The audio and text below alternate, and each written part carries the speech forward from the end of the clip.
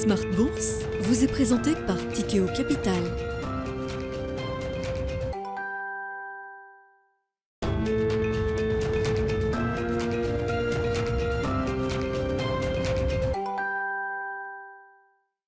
C'est reparti pour Smart Bourse, votre double dose quotidienne de marché en direct sur Bismart. Chaque jour à la mi-journée, 12h30, 13h. Et en fin d'après-midi, la grande édition pendant 1 heure à partir de 17h. Émission rediffusée à 20h sur Bismart TV et que vous retrouvez en replay chaque jour sur bismart.fr et en podcast sur l'ensemble de vos plateformes. Au sommaire de cette édition ce soir, ce sera évidemment l'événement de la semaine. La Réserve fédérale américaine qui est à la recherche d'un nouvel équilibre, qui entre peut-être dans une nouvelle étape de son processus de normalisation de sa politique monétaire. La Fed qui semble prête à envisager une réduction de la taille de ses prochaines hausses de taux, car oui, les hausses de taux vont continuer, mais peut-être pas au rythme de 75 points de base. Attention néanmoins, a tenu à préciser Jérôme Powell hier soir, il ne faut pas se tromper sur l'interprétation de cette nouvelle cadence. Le taux terminal à l'arrivée sera même peut-être plus élevé que ce que la Réserve fédérale américaine anticipait elle-même dans ses dernières projections du mois de septembre. Le marché a encaissé ce message ces dernières 24 heures avec notamment, il faut le noter, une partie courte de la courbe américaine des taux qui a continué de corriger avec un taux à 2 ans aux États-Unis assez proche finalement des anticipations qu'on peut avoir en matière de politique monétaire, qui a marqué un nouveau sommet dans ce cycle à plus de 4,7%. Les actions américaines ont baissé et continuent de baisser encore en ce début de séance à Wall Street. Vous aurez le point complet dans un instant avec Alix Nguyen et puis bien sûr discussion, débat peut-être même avec nos invités de Planète Marché à suivre dans un instant. La question qu'il convient de poser à ce stade pour les marchés actions, c'est de savoir si on est simplement sur quelques séances de consolidation ou si c'est désormais un coup d'arrêt après la reprise, le rebond qu'on a connu tout au long du mois d'octobre. Le Stock 600 en Europe par exemple a repris 8% par rapport à son point bas de fin septembre jusqu'au pic qui a pu être atteint ces dernières heures et ces derniers jours. Là aussi, que penser de ce rebond action du mois d'octobre? Est-ce le début d'une nouvelle phase également pour les marchés actions? Question qu'on posera à nos invités dans quelques instants. Et puis dans le dernier quart d'heure, le quart d'heure thématique, nous reviendrons sur 2 thématiques qui s'imbriquent liées au changement climatique dans son ensemble. L'eau et le climat, comment adresser ces sujets en matière d'investissement. Nous en parlerons avec un spécialiste notamment de la thématique de l'eau depuis plus d'une décennie maintenant. Arnaud Bishop, gérant chez Thematics Asset Management qui gère le fonds Thematics Water, sera avec nous en plateau à partir de 17h45.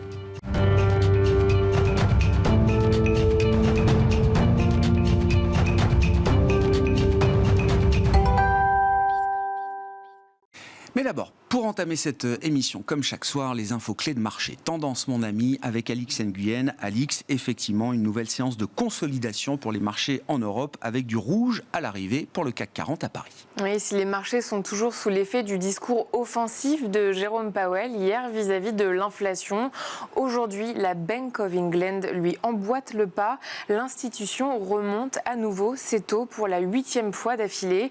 Il s'agit cette fois d'un tour de vis plus marqué de 0,75 points de base, une première depuis octobre 1989. Une hausse qui, selon l'institution, limite le risque d'un resserrement ultérieur qui serait plus prolongé et plus coûteux. Le taux directeur se trouve porté à 3%, un niveau jamais atteint depuis la crise financière de 2008. Et puis en attendant les indicateurs d'emploi du marché du travail américain qui seront publiés demain après-midi pour le mois d'octobre, nous avons eu les enquêtes d'activité dans le secteur des services avec une activité qui s'affaiblit sur ce mois d'octobre. La croissance de l'activité du secteur des services aux États-Unis a ralenti plus que prévu en octobre pour revenir à son rythme le plus lent depuis mai 2020. L'indice ISM dédié est ressorti en baisse à 54,4 après avoir atteint 56,7 le mois précédent. Et puis on notera dans les résultats d'entreprise qui marquent cette journée que les résultats de BNP Paribas ont réveillé l'intérêt des investisseurs pour le secteur bancaire. Oui, BNP Paribas poursuit sur sa lancée du premier semestre 2022. La banque a de nouveau enregistré des résultats meilleurs qu'attendus, tout comme l'ont fait Deutsche Bank, Unicredit et Barclays.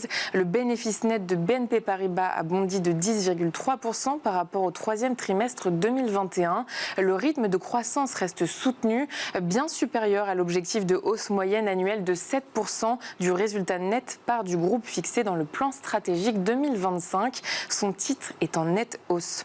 On retient aussi la montée d'AXA après l'annonce d'une hausse de 2% de son chiffre d'affaires sur les 9 premiers mois de l'année. On apprend aussi que l'ouragan Ian, qui s'est abattu sur la Floride fin septembre, va coûter environ 400 millions d'euros à AXA, un chiffre moins élevé que redouté.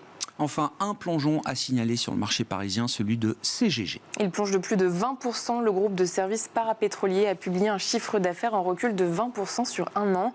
Des résultats qui le poussent à revoir à la baisse ses objectifs financiers pour l'ensemble de l'année 2022. Tendance, mon ami, chaque soir à 17h en direct avec Alix Nguyen dans Smart Bourse sur Bismart.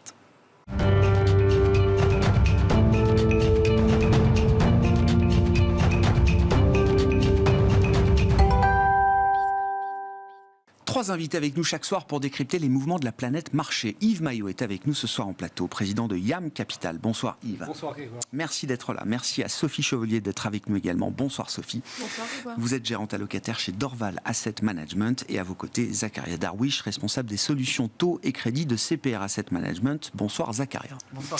Merci d'être là. Revenons évidemment sur l'événement de la semaine, la décision et la communication de la Réserve fédérale américaine. Après une phase de rattrapage intensif qui s'est joué à coup de hausse de 75 points de base, 4 consécutifs depuis le mois de juin, il semble que la Fed entre peut-être dans une nouvelle étape de son processus de normalisation de sa politique monétaire. Le narratif se veut un peu plus subtil, j'ai l'impression, Zakaria. Alors il est plus subtil, mais en même temps, il est dans une confirmation d'une tendance de remontée de taux. On a eu quelque part un discours, je dirais, schizophrénique, parce qu'on avait un communiqué de la Fed qui peut être interprété comme un ralentissement de cette tendance de remontée des taux, et puis une conférence de presse de Jérôme Powell, dans laquelle il explique d'une part qu'il est beaucoup trop tôt de parler de changement de cap, que les taux terminaux tels que le taux terminal tel qu'il est vu par les marchés financiers est beaucoup trop bas, et qu'il est plus bas que ce que les membres même de la Fed pensaient. Donc ça laisse entrevoir qu'il y aurait un rehaussement des fameux dots à la prochaine réunion de la Fed. Et puis, globalement, la Fed est à l'aise avec le mouvement qu'il y a eu que sur les segments économiques, mais aussi sur les actifs financiers.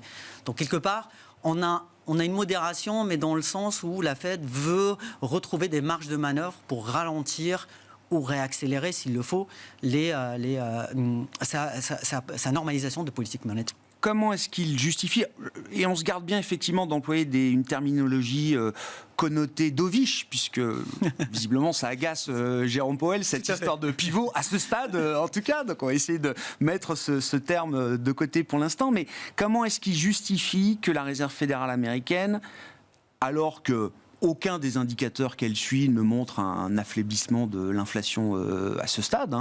Tension sur le marché du travail, l'inflation dans les chiffres reste très élevée, l'inflation sous-jacente. Les attentes d'inflation, notamment du côté des ménages, à un an, sont toujours à des niveaux qui mettent en risque l'ancrage des anticipations d'inflation de long terme. Bref, le travail n'est pas fait.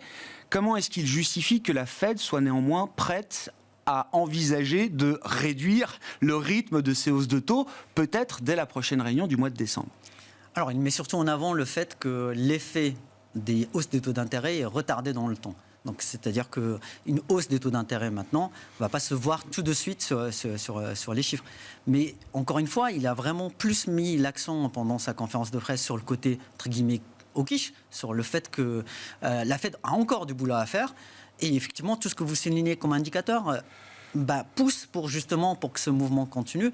C'est plutôt cet aspect-là que l'on pourrait le plus retenir de cette conférence de presse. On voit effectivement que l'inflation ne baisse pas assez vite, l'inflation totale. L'inflation corps, elle continue de monter. Elle n'a pas encore atteint son pic. Les anticipations d'inflation, après avoir montré des signes de baisse, repartent. Donc, à long terme, on a des anticipations d'inflation à 2,9, donc à peine en dessous du seuil psychologique des 3% sur lequel la Fed avait déjà réagi auparavant. Donc c'est plutôt des signaux qui vont plus militer pour une continuation de l'augmentation. Après, effectivement, il y a des sujets qu'il a évoqués, il y a des sujets qu'il n'a pas évoqués. On peut penser aussi que les taux aujourd'hui sont bien au-delà des taux neutres. Donc ils sont déjà en territoire restrictif. Et puis on peut aussi citer, et ça... Pareil, on a manqué de détails là-dessus dans la conférence de presse, sur tous les problèmes de tuyauterie, sur l'impact sur le système financier en termes de fragilité financière. Les hausses de taux ne sont pas neutres dans ce contexte-là. Quoi qu'en dise Jérôme Powell, est-ce qu'on rentre dans le réglage final du niveau de restriction de la politique monétaire à 25 ou 50 points de base près, oui, clairement. Zakaria, par rapport à 400 points de base de hausse de taux en moins de 9 mois, est-ce que 50 points de base change quelque chose à la big picture des marchés ? C'est plutôt dans la communication, c'est-à-dire qu'au final, le signal qui est envoyé par la Fed est plutôt ne prenez pas... beaucoup d'actifs financiers. C'est pas un pivot. Je crois qu'il a dû le dire comme ça. C'est pas un pivot. Voilà, c'est le sujet de pivot. Si vous attendez de déterminer exactement le moment du pivot, en fait, vous vous trompez de question. Ce n'est plus un sujet de pivot, c'est plutôt un sujet de pendant combien de temps cette politique va rester à ce niveau-là. Et là, il y a un écart énorme, relativement important entre ce que dit la Fed et le pricing de marché. La Fed voit toujours des taux, elle ne voit pas de baisse des taux, alors que le marché price des baisses de taux à partir du mois de mai 2023. Donc là, il y a clairement... Là, il y a un décalage entre... C'est ce que veut repousser Jérôme Powell avec ce discours hawkish de la conférence de presse. C'est ce qu'il veut... Ne pas laisser s'installer dans le marché qu'à ce stade, il y aura peut-être des baisses de taux au premier semestre 2023. Voilà, tout à fait. Tout à fait. Donc, tout en installant que le taux terminal est un peu plus haut. Le pricing de marché a bougé environ de 4,7% à 5, à peine à plus de 5. Ouais. Mais voilà, c'est quelque chose qui va rester dans la durée. On y va plus lentement, mais on y va de façon sereine. Bon. Qu'est-ce que vous pensez de cette petite piqûre de rappel de Jérôme Powell, Sophie ? Est-ce qu'il y a vraiment des éléments qui ont de quoi surprendre les marchés, les investisseurs ? Alors, on n'a pas été réellement surpris. On a quand même retenu quelques éléments qui, même si la finalité de Jérôme Powell, elle était claire, et d'ailleurs, c'est la question qu'on se posait en amont. C'est-à-dire, comment est-ce qu'il va faire pour surprendre négativement les marchés, sachant que depuis 15 jours, les conditions financières ont commencé à s'assouplir, les marchés remontent un peu, les spreads de crédit se détendent, etc. Donc, comment est-ce qu'il va faire ? Parce que son objectif était clair, donc il va devoir surprendre. Et il a réussi à donner encore une tonalité prudente, contraignante au marché, avec justement cette idée que dans la prochaine réunion, en décembre, il y aurait probablement une révision en hausse du point médian, donc du dot médiane. Qui était à 4,63 dans les dernières projections. De la vue médiane des membres de la Fed, ce qui nous amènerait probablement vers du 5,5. En tout cas, donc le marché n'a pas fini son ajustement. Je pense que c'est l'élément clé. C'est-à-dire que si aujourd'hui on considère qu'effectivement on va pouvoir redevenir plus positif sur les actifs risqués quand le marché obligataire aura fini son ajustement, c'est pas le cas. Mais il y a quand même un élément qui était frappant sur la période plus récente, c'est qu'on commence à avoir un début de désolidarisation entre le marché des taux et le marché des equities. C'est-à-dire que le marché des equities commence à être un petit peu moins sensible aux tensions obligataires. Et ça, donc on est vraiment dans cette logique dérivée seconde qui est toujours le driver des marchés actions. C'est-à-dire que ce que vous mentionniez, c'est la question que vous posiez, c'est-à-dire qu'on est plus proche du point terminal maintenant, donc la question du cumul. Et c'est vrai que donc, le communiqué de presse faisait état du cumul des hausses de taux. Alors démenti par, je pense que ça montre qu'il y a quand même des dissensions au sein de la Fed. Il y a quand même certains membres de la Fed qui ne veulent pas être responsables d'un crash de l'économie, d'un ralentissement trop dur de l'économie. Donc il y a cette histoire de cumul, et ça c'est quelque chose de bien entendu plus positif pour le marché des actions, puisque on a deux niveaux de questions maintenant pour investir dans les actions. C'est est-ce que l'atterrissage, est-ce que la normalisation des taux est finie, et est-ce que du coup la normalisation des valos puisque principalement c'est une normalisation de valo. Donc est-ce que ça c'est fini ? Et derrière, qu'est-ce qu'on a ? Est-ce qu'on a un atterrissage doux ? C'est-à-dire qu'il y a un ralentissement, une légère récession, machin. Ça, c'est shallow recession, maintenant, ils disent. Ça, c'est payé. Aujourd'hui, les anticipations de résultats en 2023, c'est moins 10% aux États-Unis, donc c'est payé. Donc ça, c'est payé. Donc du coup, quasiment, si c'est ça, on peut racheter. Ça, c'est le base case. Ça, c'est le best case. Donc, est-ce que c'est ça? Ou alors, est-ce qu'on va vers un scénario d'atterrissage plus dur? Et là, auquel cas, c'est pas payé et c'est encore un peu prématuré de se positionner. Mais donc, on est vraiment à cette période un peu charnière. C'est intéressant, c'est très difficile de trancher parce que c'est vraiment la question de quelle est la trajectoire du core CPI, quelle va être la trajectoire du taux de chômage quelque part aux États-Unis pour piloter un petit peu tout ça. Mais c'est vrai qu'il y a certains signaux qui peuvent amener les participants au marché des actions à s'éveiller un peu, quoi. Frontonner un peu peut-être Voilà. les prochaines décisions et les prochaines communications. Et c'est en ça que c'est différent de juillet. C'est-à-dire que ce qui est différent du rallye de juillet, qui bien entendu est arrivé à une fin et c'est mal terminé, oui. C'est mal terminé. Pour dire les choses. Voilà, c'est ça. Et ce qui est différent, c'est effectivement l'avancée qui a été faite sur la normalisation obligataire, enfin la correction obligataire. On est beaucoup plus avancé maintenant. Bon. C'est une Fed qui élargit quand même son spectre d'analyse en prenant en compte, donc on l'a dit, le cumul des hausses de taux déjà réalisées, le niveau de restriction monétaire atteint, l'inertie de la politique monétaire dans sa transmission à l'économie réelle, et donc une Fed plus attentive au développement économique et financier. Je retiens peut-être uniquement la partie dovish du discours, mais cette partie-là, elle existe aussi alors qu'elle n'existait pas avant. Yves.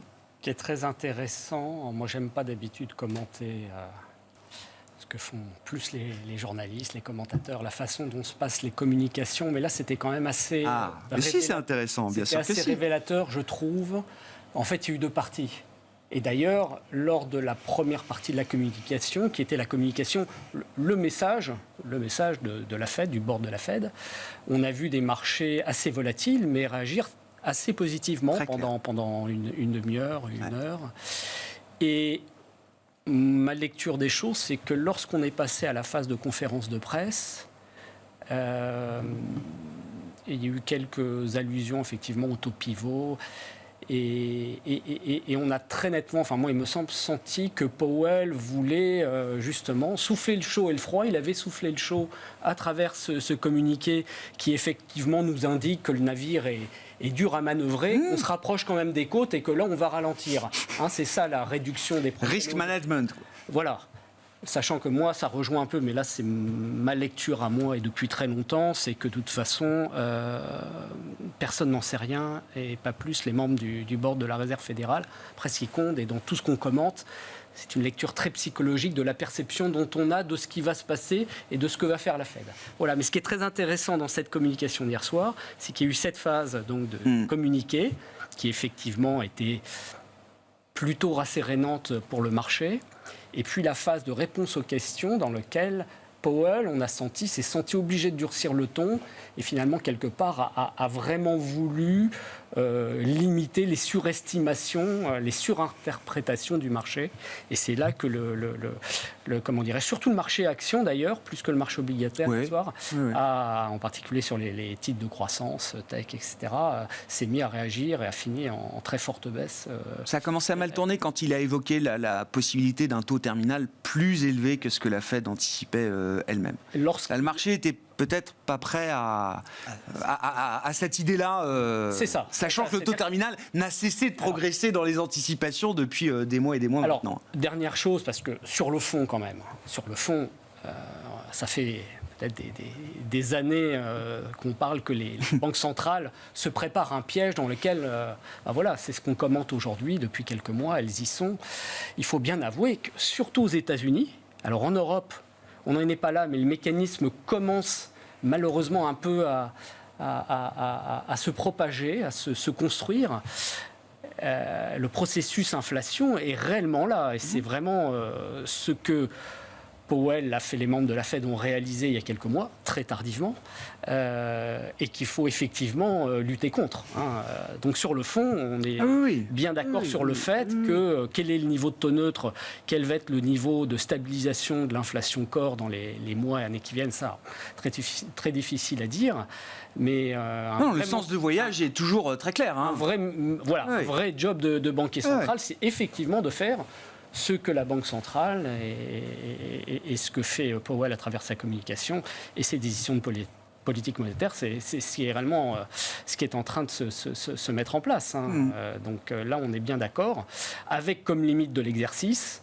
Là, je ne veux pas brûler peut-être d'autres questions, qui est la stabilité financière. Bien sûr que si. Qui, voilà, bon, ça, on a touché du doigt au Royaume-Uni il y a quelques semaines, etc., etc. N'oublions pas que si on fait de l'histoire des banquiers, des banques centrales, évidemment, le mandat, c'est d'abord, lutter contre l'inflation et donner de la crédibilité à la monnaie. Bon, c'est rajouter d'autres mandats aux États-Unis, mais en amont. C'était la mission de la Banque centrale d'Angleterre dès le début du 19e siècle, c'était de maintenir une stabilité financière, empêcher d'éventuelles crises bancaires, etc. etc. Donc c'est un grand débat en ce moment, puisqu'on a une forme de schizophrénie, on va réutiliser le terme, là, entre ce que font les banquiers centraux, surtout depuis maintenant un peu moins d'un an, et ce qui se passe au niveau des gestions des finances publiques, qui sont des leviers qui partent un peu dans des sens opposés en ce moment.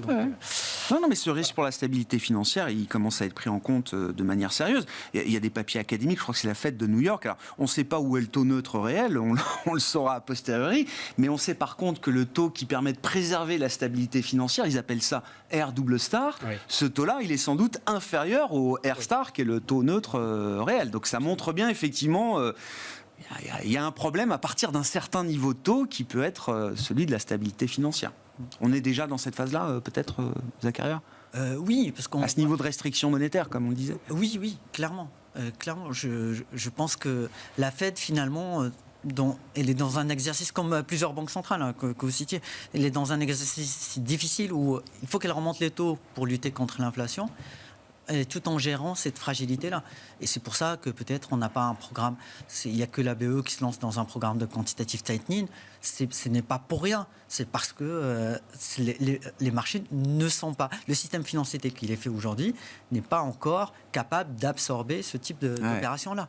C'est clairement ça. Et du coup, il y a effectivement, c'est un exercice complexe de risk management parce qu'il y a des effets qui ne sont pas forcément anticipés. On peut aussi citer, par exemple, les taux sur les marchés monétaires, donc sur les taux courts, qui sont un mécanisme important en fait, de transmission monétaire. Ils ne suivent pas les taux directeurs en ce moment. Donc il y a un décalage qui se crée. Donc, oui, vous pouvez monter les taux. Si ces taux-là ne se traduisent pas dans l'économie réelle, ça ne sert à rien. Ouais. Et du coup, là, on a ce problème aux États-Unis, on a ce problème en Europe, beaucoup plus d'ailleurs en zone euro, par excès de liquidité. Et en fait, du coup, la Banque centrale doit gérer ce problème-là également. Il y a des entraves à la transmission de la politique monétaire aujourd'hui. Tout à fait. Donc, par exemple, quand... effectivement, en fait, il y a plusieurs aspects de la politique monétaire qui font qu'on a ces problèmes-là aujourd'hui. Est-ce qu'il faut encore écouter la Fed ? Oui, forcément. Mais est-ce qu'il faut écouter aussi d'autres banques centrales ? Bank of Canada, Royal Bank of Australia, Norges Bank. Elles ont toutes surpris de manière dovish. C'est-à-dire sans prévenir ou sans guider le marché, ces banques centrales-là ont décidé de réduire d'elles-mêmes le niveau des hausses de taux, les dernières qu'elles ont délivrées. Encore ce matin, la Norges Bank qui fait 25 au lieu de 50 attendu par les économistes. C'est juste un problème de communication de ces banques centrales-là par rapport au marché, ou est-ce qu'il y a des facteurs communs derrière le Canada, l'Australie, la Norvège qui justifient peut-être ces mouvements moins au quiche de la part de ces banques centrales? Non, effectivement, il y a des spécificités à chaque économie qui font que certaines banques centrales sont plus enclins à ralentir le mouvement, quitte à les réaccélérer plus tard, plutôt que de monter tout de suite. Et effectivement, on évoquait le sujet de l'immobilier en l'occurrence. Sophie qui en parlait en pré-émission, c'est que, par exemple, aux États-Unis, le pourcentage des taux des immobiliers qui sont indexés sur des taux variables est extrêmement faible, ce qui n'est pas le cas par exemple, en Australie. Il y a des fragilités importantes aussi en Norvège, en Scandinavie en général même, et même en fait la Banque d'Angleterre, même en montant leur taux de 75 points de base, ils ont surpris avec le discours qui accompagnait, qui disait qu'eux aussi ils rentraient dans une phase de ralentissement de ce resserrement monétaire, en citant notamment les prêts immobiliers. Donc il y a la vulnérabilité des marchés immobiliers et des spécificités locales qui pousse les banques centrales à être un peu moins agressives. Voilà, tout à fait. On peut le dire comme ça. Tout à fait. Et c'est pour ça qu'on les entend un peu plus, parce qu'en ce moment, le sujet, ce sont les banques centrales, mais on les entend encore plus. Et donc là, on peut vraiment parler de pivot dans la conduite de la politique monétaire, parce qu'on est plutôt dans un mécanisme de...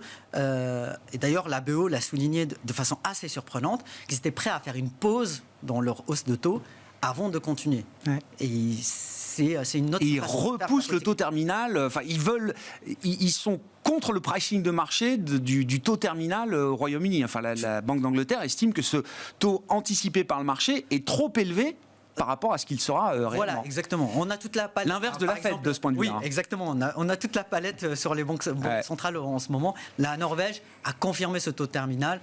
La BE en dessous, la Fed au-dessus. Voilà. Moi, je note, dans les price action, les réactions de marché, pivoter trop tôt, c'est-à-dire avant la Fed, c'est prendre le risque que votre monnaie se fasse à nouveau détruire. On l'a vu avec le dollar australien, là, le sterling replonge immédiatement. C'est dur de pivoter avant la Fed. Oui, évidemment. Et on l'a vu aussi sur l'euro la semaine dernière. Bon, c'était pas un vrai pivot encore, j'en sais rien, du côté de la BCE, mais il y avait l'idée là aussi de pouvoir préparer le terrain à une communication moins agressive demain. Oui, mais les pays ont des enjeux locaux qui peuvent être différents, effectivement, de ceux des États-Unis. Et le marché immobilier américain est beaucoup plus sain cette fois-ci qu'il ne l'était dans la phase précédente. Et je pense que sinon, effectivement, la Fed serait aussi plus vigilante. Et il y aurait peut-être une approche un petit peu différente. Les leçons du mois d'octobre sur les marchés, et notamment sur les marchés actions. Sophie, vous avez engagé la discussion de manière rapide tout à l'heure, mais il faut y revenir, bien sûr. Comment on explique la vigueur du rebond action au cours du mois d'octobre ? Et je ne veux pas l'arrêter d'ailleurs à aujourd'hui, parce qu'il y a une petite séance de baisse de 0,5% sur les actions européennes notamment. Rebond qui s'est fait contre vents et marées, et malgré un niveau de taux encore assez élevé, hein.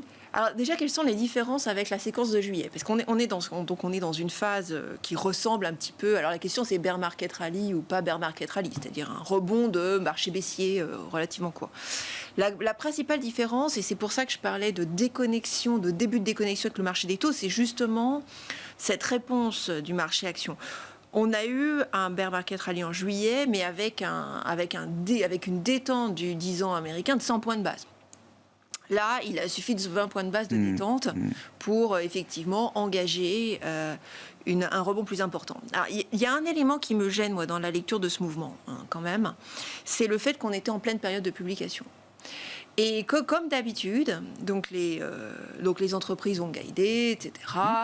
Le consensus s'est été ajusté, et puis il y a quand même un certain nombre d'opérateurs qui ont fait mieux, qui ont rassuré, qui continuent, etc.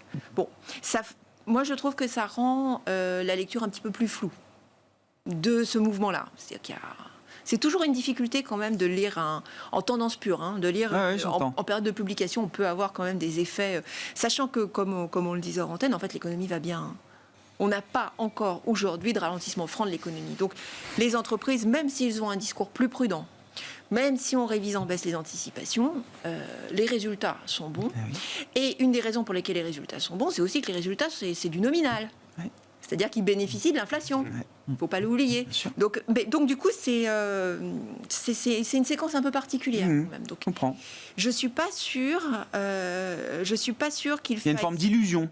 Je ne sais pas si c'est une illusion, c'est une réalité en fait, mais je ne suis pas sûre qu'il faille surlire cette séquence en réalité. D'accord. Et pour moi, une partie de l'engouement, c'est plusieurs facteurs. C'est le fait que tout le monde est hors du marché. Donc c'est vraiment plutôt des questions de positionnement et de signaux techniques. Marché très survendu. Plus personne n'est long du marché. Toutes les enquêtes de confiance de positionnement des investisseurs, personne n'est dedans. Donc la fin de l'année s'approche, c'est le market, le rallye de fin d'année, machin. Il y a une conjonction d'éléments qui sont des éléments de sentiment qui quand même sont plus favorables. On m'a dit qu'il y a une lassitude de la baisse. Ouais, honnêtement, c'est pas faux. J'ai trouvé l'argument assez poétique, mais on en a un peu marre, c'est vrai. Et puis il y a l'histoire dont on a parlé à plusieurs reprises, c'est qu'on est quand même plus proche de la fin. Oui, c'est ce que vous disiez. Cette question effectivement de pilotage de la politique monétaire, une grosse partie de l'effort a été consentie et pour l'instant, l'économie tient. C'est-à-dire qu'on peut le voir de façon de le verre à moitié plein ou le verre à moitié vide. Une grosse partie de l'effort a été fait et l'économie tient. Donc, même si honnêtement la réunion d'hier et le message sur le terminal rate rend un petit peu plus difficile l'hypothèse de l'atterrissage doux, ça renforce plutôt un peu l'atterrissage doux. Oui, il le dit, oui. Ça reste navigable. On reste dans un environnement navigable du point de vue de l'investissement en actions et sur une consolidation déjà très substantielle. Donc bon, il y a du pour et il y a du contre. Je dis pas que... Moi, j'ai pas radicalement envie d'acheter, il faut être honnête. C'est un peu encore entre deux. Il y a des grosses incertitudes qui restent, mais on a fait des progrès. Enfin, progresser dans ce Des progrès sens-là. substantiels, Voilà. comme le dit Christine Lagarde. sur le rallye action, Yves, la manière dont il s'est développé et la question des résultats des entreprises, je sais que c'est une question importante pour 2023. Oui. Pour l'explication du rallye, je pense que Sophie a très bien décrit je décomposerais ça en 3 raisons, avec 2 variables explicatives traditionnelles, les taux, donc l'attente du marché, finalement, d'une inflexion des décisions de banque centrale, on l'a commenté, ce qui a permis d'ailleurs à un certain nombre de valeurs sensibles au taux, justement, de faire un bout de rattrapage. Les publications, effectivement, et c'est vrai qu'après un deuxième trimestre où on pouvait se dire les choses vont commencer à tourner un petit peu un peu difficilement le 3e trimestre et finalement on a quand même un bilan globalement tant côté européen qu'américain plutôt favorable. Attention toutefois à ne pas surinterpréter effectivement les publications de chiffre d'affaires qui sont impactées par l'effet prix. On voit des volumes en baisse. Il faudra regarder attentivement les effets marges parce que là on a et là il va y avoir des parcours très différents selon les secteurs et ces sociétés qui d'ailleurs vont souffrir, pouvoir impacter l'effet prix, mais vont aussi en souffrir, et puis d'autres qui vont d'ailleurs être pris dans des effets de tenaille. Et d'ailleurs, petite parenthèse, au niveau global de l'économie, là on parle de sociétés cotées qui arrivent à diversifier leur chiffre d'affaires, à bénéficier d'effets change. Dans l'économie, j'allais dire plus largement, on a affaire à beaucoup de petites sociétés qui, elles, vont, dans les mois qui viennent, vraiment pris en tenaille par ces effets de ciseaux sur leurs coûts, sans pouvoir les répercuter intégralement. Donc voilà. Mais disons que pour le marché financier, le marché action, on a eu un élément rassurant.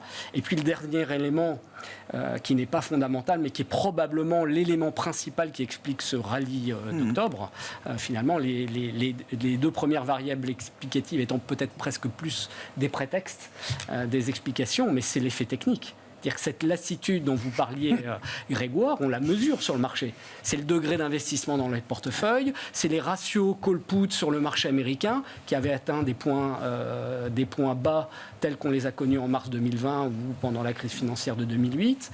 Il y a une forme de capitulation de ce point de vue-là. Une forme de capitulation. Même si on n'a pas vu la séance à moins 10. Il y en a eu une un petit peu plus aiguë, mais effectivement, beaucoup de gens sont sur leur faim parce qu'il n'y a pas eu un petit moment vous savez, lorsque vous avez un peu de surfroid dans le dos, parce que là, il y a vraiment décrochage de cours un peu ultime, une vraie panique.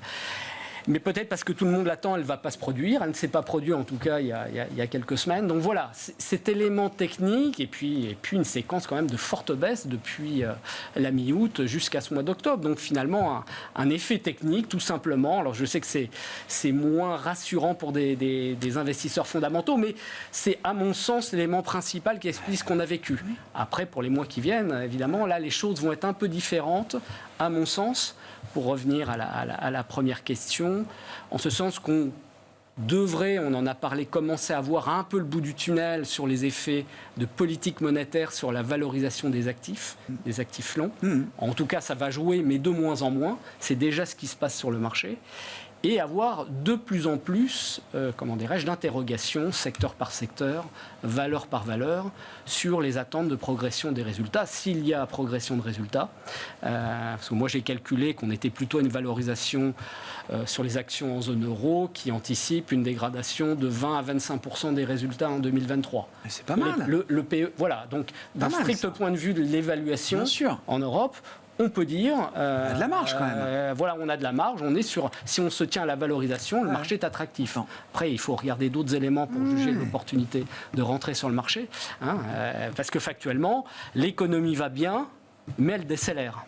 Et la crainte qu'on pourrait avoir, peut-être pour un petit peu contredire ce qui a été évoqué, c'est craindre un effet ketchup quelque part. L'effet ketchup, vous savez, vous tapez sur le dos de la bouteille pour avoir un peu de sauce, et puis ça vient pas. Puis d'un seul coup, la moitié de la bouteille tombe dans le plat de spaghetti parce que voilà, c'est l'effet retard. Ce qu'on a vécu avec l'inaction des banques centrales face à l'inflation, c'est ce qui pourrait peut-être se produire si M. Powell durcit le ton trop longtemps à un moment donné où l'économie montre des signes de fragilité. Donc voilà, l'horizon 2023 en termes de résultats, en tout cas, il va être moins bon que de façon certaine que 2022. On a déjà un acquis de la valorisation intègre déjà une baisse substantielle des C'est moins vrai aux États-Unis où là les valorisations sont plus élevées, mais on est dans un contexte différent, une économie plus dynamique, un levier plus fort, et puis des secteurs qui sont malgré tout à long terme sur des niveaux de croissance plus élevés aussi. Bon. Sur le plan de l'investissement, et je me tourne vers vous pour commencer, Zaghria, parce que depuis quelques semaines, on ne parle plus que des produits à taux fixe, le retour du monétaire, les stratégies crédit, buy and hold, les fonds datés, etc. Tout ça retrouve un intérêt incroyable qu'on n'avait plus vu depuis des années. Cet intérêt, il se confirme, vous le confirmez, Zaghria ? Oui, clairement. Déjà, sur les fonds monétaires, vous payez 50 points de base pour garder votre argent à zéro risque. Aujourd'hui, vous êtes payé pour le mettre dedans. Donc, ça retrouve de la valeur. Et même n'importe quelle personne physique... normalement constituée, devrait mettre son argent sur du monétaire. Voilà, vous mettez votre argent sur du livret A, c'est un bon investissement sans risque. Donc, effectivement... en réel, c'est pauvre, ça reste pauvre, mais... oui, mais... en valeur réelle, mais... Oui, mais au début de l'année, il n'y a pas si longtemps, c'était encore plus pauvre. Le réel était encore plus négatif. Donc ça, c'est le premier point. Sur la partie fonds à échéance, en fait, on retrouve vraiment la même logique de valorisation. C'est-à-dire aujourd'hui, vous regardez le marché de crédit, les taux implicites de défaut, ça intègre en fait déjà un scénario de récession. Modéré, certes, modéré, tout est relatif. Grosso modo, on s'attend à ce qu'une entreprise sur 10 du segment investment grade fasse défaut et 1 sur 3 du segment high yield qui fasse défaut dans les 5 prochaines années. Donc en fait, ça intègre déjà un scénario assez noir. Pas le pire, mais assez noir. Donc, la différence entre le marché, la spécificité du marché obligataire, c'est quand vous faites un investissement, vous avez une échéance. Alors, on vous rembourse, soit vous avez un défaut de l'émetteur, soit vous êtes remboursé. Mais par contre, sur le chemin, vous avez de la volatilité qui est liée à plusieurs facteurs. Mais du coup, en fait, aujourd'hui, vous mettez de l'argent dans un segment investment grade, qui est donc le crédit de meilleure qualité, sur 5 ans, vous avez grosso modo un rendement de 5 à 6%. Ce qui fait que ça retrouve de la valeur, c'est un segment qui retrouve de la valeur, là où en fait, les taux d'intérêt nominaux étaient extrêmement faibles, voire négatifs, à cet horizon, et où en fait, les primes de risque de crédit, en début d'année, ne rémunérait pas le risque qui est pris. Ce qui fait qu'effectivement, en termes d'allocation, ça semble être, en tout cas sur le papier, un très bon investissement. Le bémol, c'est que si en 2023, on rentre dans une récession profonde, eh bien, en fait, ce type d'investissement est très sensible à cette conjoncture-là. C'est-à-dire, c'est comme les valorisations sur le marché action ou sur n'importe quel actif financier. C'est pas parce que la valorisation juste est à un certain niveau que en fait, le prix va converger là-dessus. Si vous avez que des vendeurs et pas d'acheteurs, eh bien, sur le chemin, vous pouvez avoir des baisses marquées. Mais à l'échéance, vous avez une échéance et c'est pour ça qu'il y a pas mal d'investisseurs qui se tournent vers ce type de stratégie. On lock, on verrouille du rendement régulier là, sur parfois plusieurs années, 5, 6, 7 ans peut-être, quand on est prêt à prendre ce risque de duration aujourd'hui. Tout à fait. Pourquoi on est prêt à retourner sur le crédit et pas encore sur les actions, Sophie ? En fait, c'était très bien décrit par Zacharia. Il y a un confort intellectuel à aller toucher un coupon à 6, 7, 8%. Après, il ne faut quand même pas oublier quelque chose. Une entreprise qui est classée au rendement, c'est pour une bonne raison. Et alors, l'investment grade, c'est quand on va tangenter le haut rendement quand même, du 6%. Ce n'est pas sur la meilleure catégorie d'investment grade, parce que sinon, on ne touche pas du 6%. il faut aller tirer quand même un peu Ouais, l'échelle de oui, risque. à 5, 6, 7, 8 peut-être, sur du 6, 7, 8 ans. Entre 5 et 6. Il faut aller tangenter le Ok. rendement pour toucher du 6. C'est pas la partie la plus clean. Donc ça, faut pas oublier ça. Et c'est pour ça que la question versus ces actions, elle est bonne. Donc on voit que c'est vraiment une question de confort intellectuel, parce que quand on achète un indice comme le CAC 40, on achète des boîtes qui, pour le coup, paye un crédit pas plus haut que le taux sans risque de la BCE, parce que c'est du LVMH, du Sanofi, du machin. Ils sont moins chers que l'État français, généralement, ces boîtes-là. C'est un problème de gisement, c'est-à-dire que c'est un confort intellectuel parce qu'on sait qu'on va être remboursé, on suppose qu'on va être remboursé à l'échéance et qu'on a cette impression de coupon, donc c'est sympa, c'est vrai que c'est un côté un peu sympa.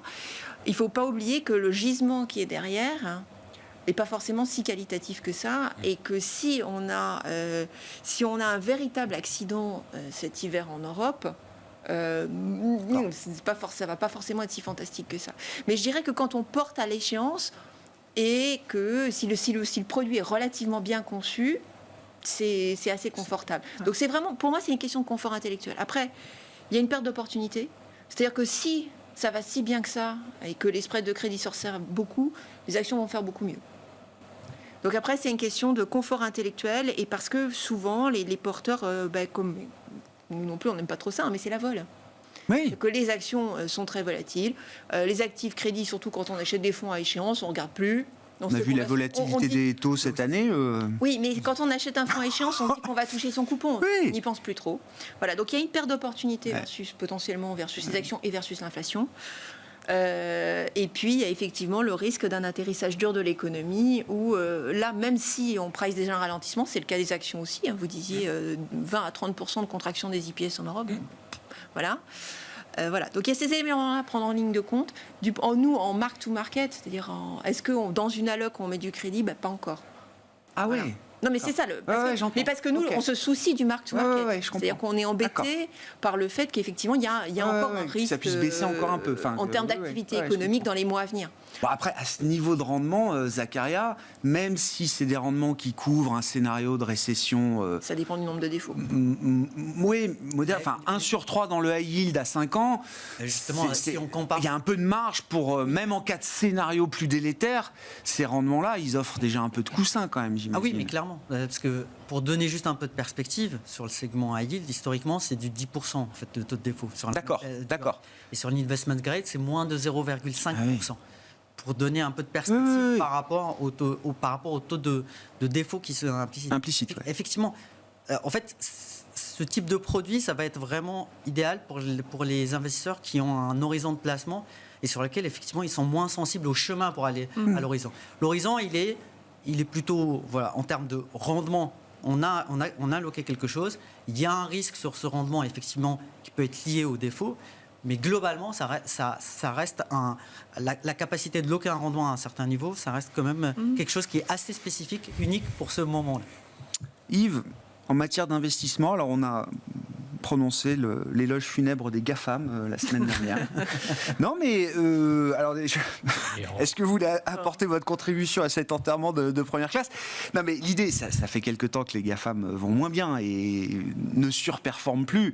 Mais là, c'est vrai qu'il y a eu également le ralentissement qu'on a pu voir dans la croissance, dans la perspective de profitabilité éventuelle, une certaine normalisation quand même de l'activité opérationnelle de ces groupes-là. Est-ce que oui, c'est une parenthèse qui est définitivement refermée? C'est dur de refermer une parenthèse qui a duré quand même 10 ans et plus.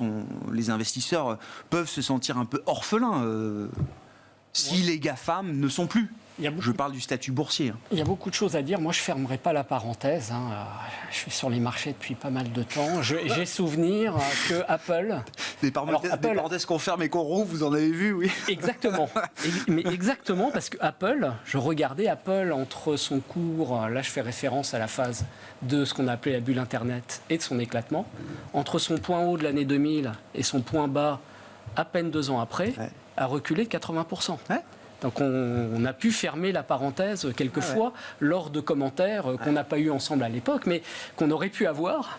Et donc c'est pour ça qu'il faut être assez prudent. Alors ce qui est clair... En l'occurrence, justement, cette parenthèse, elle s'est refermée pendant un cycle entre après, savez-vous quelle était la bulle performance d'Apple sur les 20 années qui ont suivi, puisque ça c'est dès 2002, c'est une multiplication par 1000. Oui, bien sûr.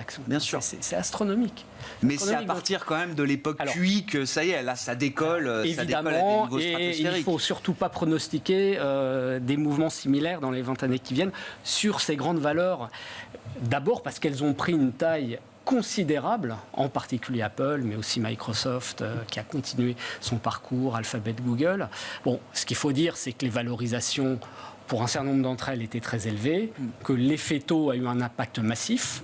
Un élément qu'on cite trop peu souvent, mais qui est très important dans les flux, c'est que vous évoluez dans un monde de la gestion institutionnelle qui se réfère à des indices contraints par les capitalisations de marché, et chaque dollar ou chaque euro qui vient s'investir surpondère plus que de proportion les plus grosses pondérations. Et c'est typiquement vrai sur le marché américain. Vous avez des très très gros instruments.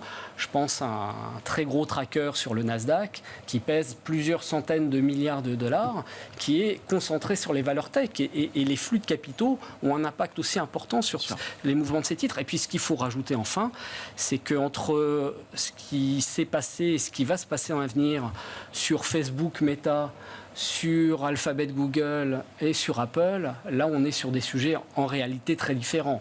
Donc l'amalgame aussi, il faut s'en méfier. Il est vrai que toutes ces valeurs ont subi des retraits très très importants, et quand on regarde l'intégralité du marché des techs aux États-Unis et des géants de l'Internet, on est sur des reculs qui vont de 50-60% depuis 18 mois jusqu'à 75%. Donc on est pour les moins rentables. Pour les moins rentables. Donc on est dans un dégonflement. Puis après, il y a des sujets de plus long terme qui peuvent effectivement poser question sur le modèle des GAFAM, sur les plateformes Internet, sur la propriété des données des utilisateurs que certains acteurs se sont accaparés. Est-ce que tout ça va vivre à perpétuité? Sûrement pas, effectivement. Donc ça demanderait beaucoup plus de développement, mais effectivement, il y a des raisons fondamentales pour qu'on puisse se dire, dans certaines de ces histoires, les choses vont être plus difficiles à l'avenir. Il y a un risque de statut. Le pari de Zuckerberg avec Meta, voilà, pour l'instant, il ne convainc pas Wall Street, c'est le contraire même. Peut-être Wall Street a tort. Enfin voilà. En tout cas, l'environnement fait que la correction est fort logique. Merci à vous trois d'avoir été les invités de Planète Marché ce soir dans Smart Bourse sur Bismart.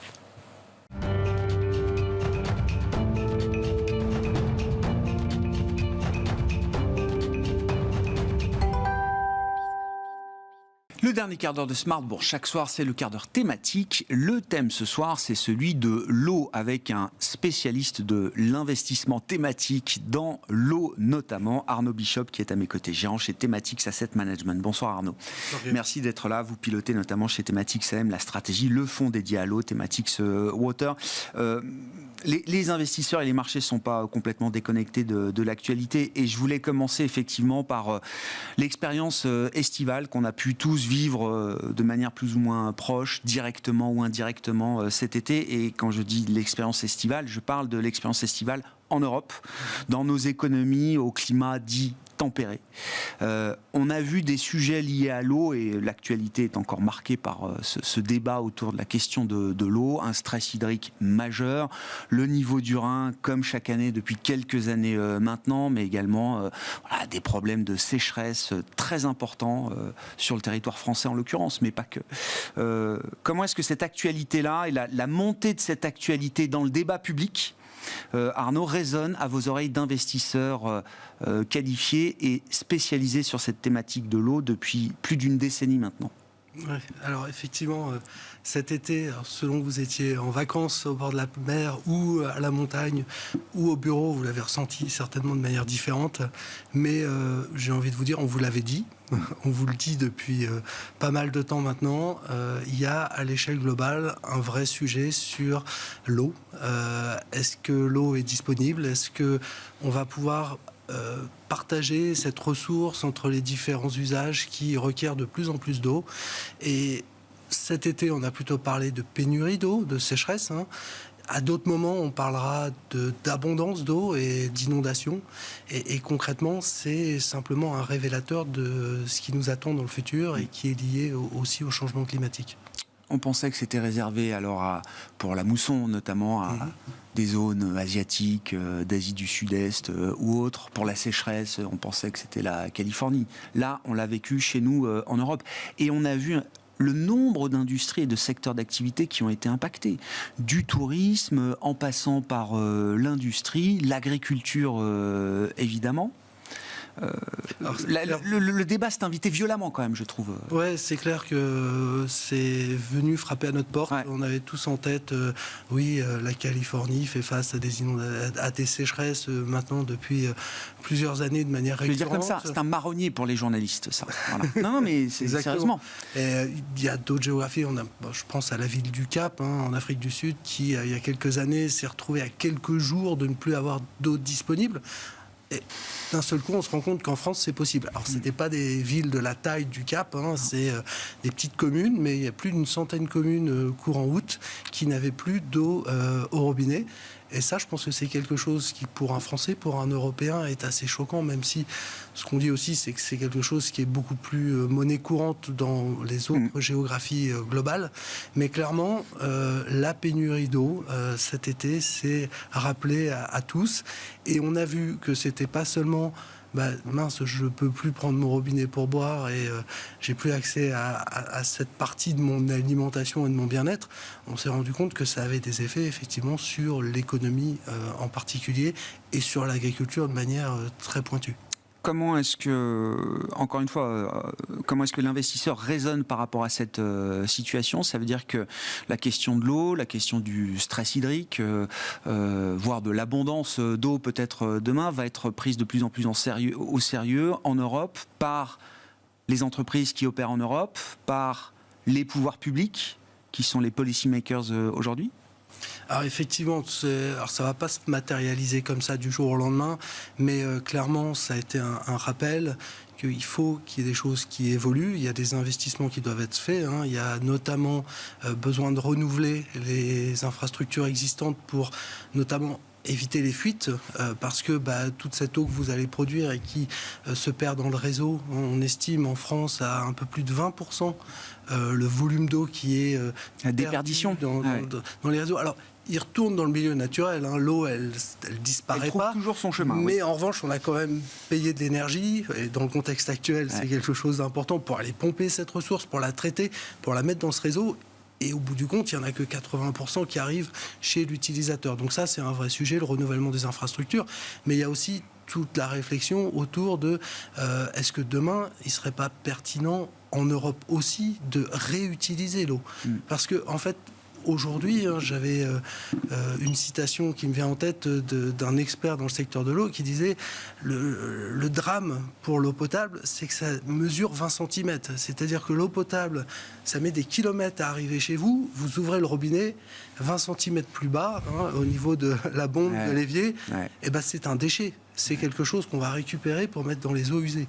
Et ça, c'est vrai que c'est quelque chose qui est assez effarant, sachant qu'on a finalement une ressource qui n'a pas été tant que ça souillée dans la plupart des cas, qu'on va évacuer alors qu'on pourrait la réutiliser. Et là, il y a un vrai sujet qui, aux États-Unis, est mis en œuvre maintenant depuis plus d'une dizaine d'années. Les pays du Golfe sont clairement ceux où c'est aussi le plus pertinent, parce qu'il y a vraiment cet effet rareté. Et je pense qu'en Europe, l'Espagne est en avance, l'Italie aussi, et je pense que la France va enchaîner sur cet aspect de finalement recyclage des eaux usées, parce que on va pouvoir réutiliser là où on en a besoin une ressource dont on manque. Quand on regarde la thématique water, le fonds et la stratégie que vous pilotez chez Thématique CM, on est quasiment au terme de cette année 2022. Quel bilan vous tirez du comportement justement du fonds et de l'intérêt que la période estivale a pu peut-être susciter chez des clients ou des investisseurs nouveaux? Alors, 2022, c'est premièrement une année compliquée dans le domaine des actions. Ça, je crois que vous en avez débattu. Pour tout le monde. C'est Quel que soit le sujet et la thématique. Voilà, une année de resserrement monétaire. Voilà. Ouais. Bon. Donc, la performance du fonds n'est pas bonne.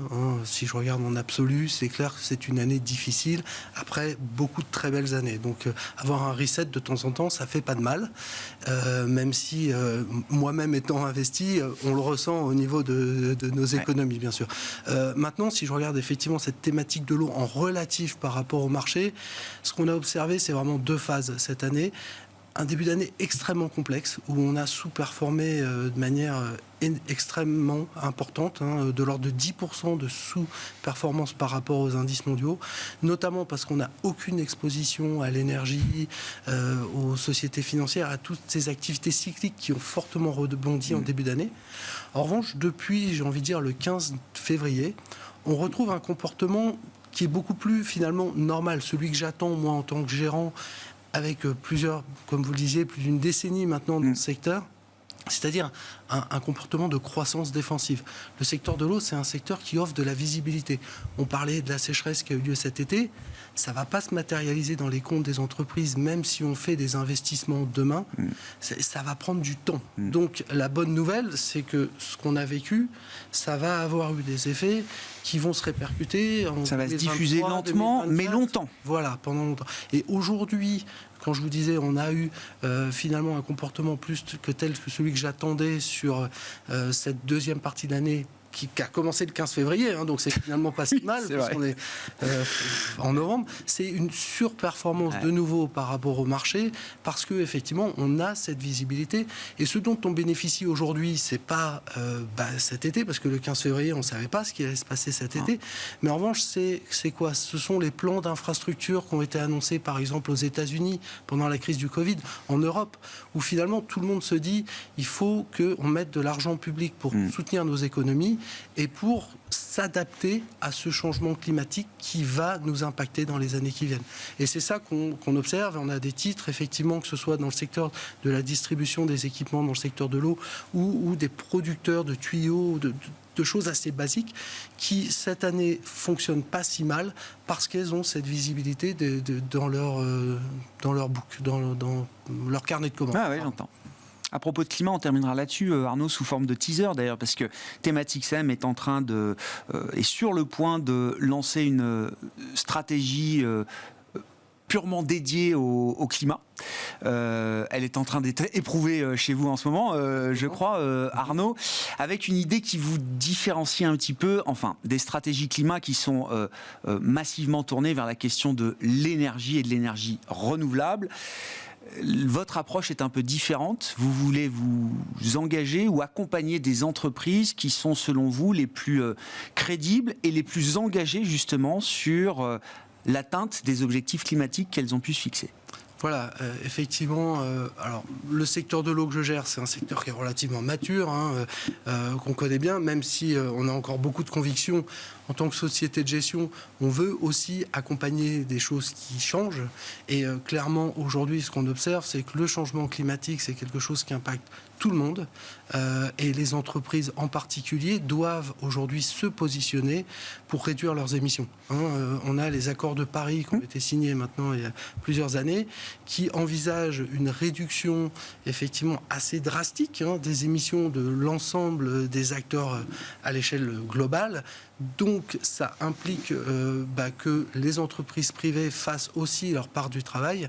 Et donc notre approche, plutôt que de se focaliser sur les fournisseurs de solutions, vous parliez des énergies renouvelables, de toutes les sociétés qui vont aider n'importe quel acteur à réduire les émissions de carbone, nous, ce qu'on a décidé, c'est plutôt de se focaliser sur les entreprises qui, dans l'économie réelle, dans toute l'économie, vont déjà avoir finalement pris ce virage, s'être engagés pour réduire leurs émissions, pour s'aligner avec des scénarios comme les accords de Paris, donc avec ce qu'on appelle les scénarios 2 degrés. Oui, bien sûr. 1,5 même, voire 1,5, oui, bien sûr. Limiter le réchauffement climatique. Et donc concrètement, c'est ce genre de société qu'on va avoir dans ce portefeuille. Vous êtes convaincu qu'elle trouveront un avantage effectivement à être crédibles et engagés sur ces objectifs. Alors, Et un avantage financier, Alors, notamment. effectivement, on est des investisseurs. On n'est pas juste là pour croire, premièrement, que ce que nous disent les entreprises va se matérialiser. Mais concrètement, l'une de nos convictions, c'est que demain, toute l'économie va demander aux opérateurs d'avoir ces engagements climatiques. Ouais. Donc, si vous les avez déjà aujourd'hui, vous avez un avantage compétitif sur les autres. Et deuxièmement, ceux qui ne l'ont pas vont devoir s'y mettre et ça va impliquer des coûts supérieurs. Et ce qu'on aime bien chez Thématique, c'est avoir de la visibilité, en particulier sur les marges des entreprises. Donc, s'il peut y avoir pas trop de coûts supplémentaires qui arrivent, c'est quelque chose qu'on apprécie. Et donc, on pense que ces sociétés-là sont effectivement positionnées déjà aujourd'hui là où tout le monde devra aller demain. Et donc, c'est pour moi quelque chose qui est extrêmement intéressant en tant qu'investisseur. On en reparlera, bien sûr, puisque cette Avec thématique plaisir. va être lancée, cette stratégie thématique va être lancée prochainement. Merci beaucoup Arnaud. Arnaud Bishop, gérant chez Thématique CM, qui était l'invité du dernier quart d'heure de Smart Bourse ce soir.